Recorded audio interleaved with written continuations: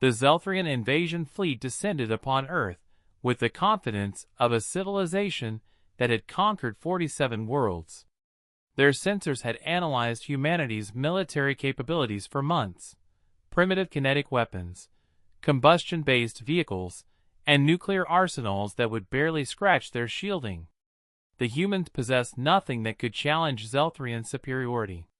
Commander Zalthor watched with satisfaction as Earth's government surrendered within 72 hours. The humans offered no significant resistance. Their military forces retreated into bases and cities, their leaders signed the occupation accords, and their populations appeared to accept the new order with surprising calm. "Disappointing," Zalthor remarked to his second-in-command.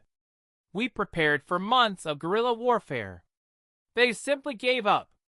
The occupation proceeded smoothly. Zelthrian administrators took control of major cities, resource extraction began, and human labor was conscripted for the Empire's purposes. It was textbook colonization, exactly as it had happened on dozens of other worlds. That's when the anomalies began. Zelthrian patrols started disappearing in remote areas. Not killed, simply vanished without distress signals. Supply convoys reported strange equipment failures in specific locations. Surveillance systems experienced inexplicable blackouts, lasting exactly long enough for unknown movements to occur undetected. "Probably insurgents." Zalthor dismissed the reports. "Deploy suppression units to the affected zones." The suppression units never returned. 3 months into the occupation, Zalthor received a message on a secure channel that should have been impossible for humans to access. A man in civilian clothing appeared on screen, sitting casually in what looked like an ordinary office.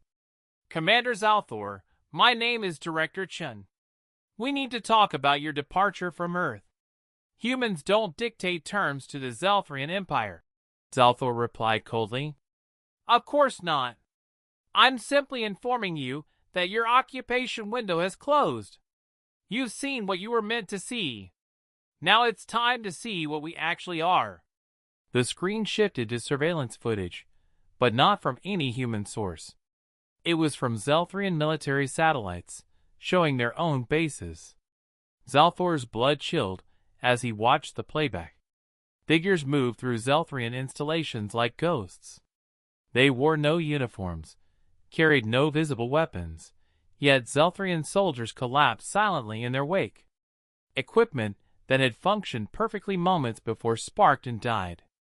Armored vehicles turned against their own forces, remotely commandeered. And most disturbing of all, the figures moved with an efficiency that suggested they'd been inside these bases for weeks, learning every routine, every vulnerability. "What you invaded was Earth's civilian population," Director Chen continued. "Our actual military hasn't engaged you yet. What you're seeing now is our intelligence apparatus, the people who watch, listen, and prepare. They've been mapping your operations since day one of your occupation." Another screen activated, showing vast underground facilities that Zelthrian sensors had never detected. Hangars containing aircraft that didn't match any known human design. Weapons testing ranges buried miles beneath the surface. Laboratories where human scientists worked on technologies that made Zelthrian equipment look primitive. "The missiles you saw? Those are what we show potential enemies. The real arsenal has been underground since the Cold War ended. We learned a long time ago that the best weapons are the ones your enemy doesn't know exist." Zalthor's tactical officer burst into the command center. "Sir, we're detecting massive energy signatures across the planet. Underground facilities are powering up. Our fleet sensors are being jammed by technology we can't identify." Director Chen's expression remained neutral. "Humanity has been preparing for extraterrestrial contact for 70 years. We've run simulations, developed contingencies, and built systems specifically designed to counter technologically superior forces. You were allowed to occupy Earth because we needed to study your technology, your tactics, and your weaknesses up close. You sacrificed your own people for intelligence gathering? Zalthor couldn't hide his shock. We didn't sacrifice anyone. Every human who appeared to cooperate with your occupation was feeding us information. Every facility you took over was already compromised.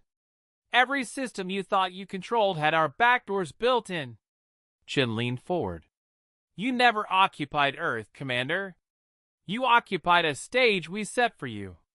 The screen showed more footage. Zelthrian communications had been intercepted and decoded. Supply routes had been mapped. Command structures had been infiltrated. The entire occupation force was surrounded by a human military apparatus they'd never seen coming. Here's what happens next, Chin said. You have 24 hours to withdraw every Zelthrian asset from Earth's solar system. If you comply, you leave with your ships and personnel intact. If you refuse, you'll discover what happens when humans stop pretending to be primitive. Zalthor wanted to refuse, to demonstrate Zelthrian power. But he'd seen the footage. His forces weren't occupying Earth. They were trapped on it, surrounded by an enemy that had been studying them like laboratory specimens.